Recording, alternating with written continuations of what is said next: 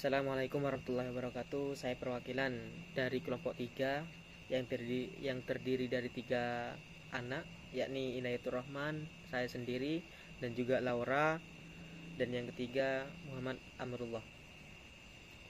Yang saya hormati pengasuh Pondok Pesantren Zainul Hasan Genggong, yakni Kiai Haji Hasan Mutawakil Alallah, Kiai Haji Muhammad Hasan Mutawakil Alallah, SHMM. Dan tak lupa pula kepada Dr. Asosiat Abdul Aziz Wahab, BAMAG, selaku menjadi Rektor Universitas Islam Zainul Hasan. Dan tak lupa pula kepada dosen pengampu, yakni Ibu Kustiana Arisanti, MPDI.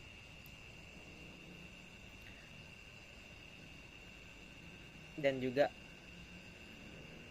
tak lupa pula kepada teman-teman saya yang saya cintai dan yang saya banggakan. Baik, di sini saya akan menjelaskan dinasti Abbasiyah, pendidikan Islam di masa dinasti Abbasiyah. Kita bahas pertama dulu asal usul dinasti Abbasiyah. Asal usul dinasti Abbasiyah ini didirikan oleh Abu Abbas As-Sofan setelah menggulingkan dinasti Umayyah pada 750 Masehi. Jadi dinasti Abbasiyah ini setelah dinasti Umayyah. Dan juga nama dinasti Abbasiyah ini berasal dari Bani Abbas, keturunan Abbas bin Abdul Muthalib, paman Nabi. Nah, kenapa kok dinamakan dinasti Abbasiyah? Karena dinasti Abbasiyah ini diambil dari nama paman Nabi, yakni Abbas bin Abdul Muthalib. Terus kemudian masa kekuasaan dinasti Abbasiyah ini berawal dari 750 Masehi sampai 1258 Masehi.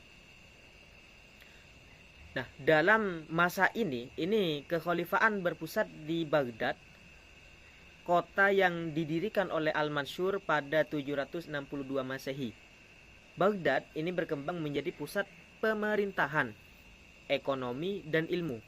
Ini Baghdad.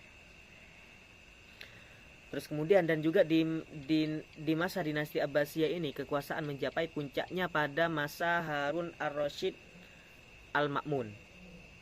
Kemudian di dinasti Abbasiyah ini ada tokoh-tokoh penting, di antaranya ada Abu Abbas As-Sofan, ada Abu Ja'far Al-Mansur, ada Harun ar-Rasyid, ada Al-Mansur, ada Al-Ma'mun, dan juga Ibnu Sina dan lain-lain.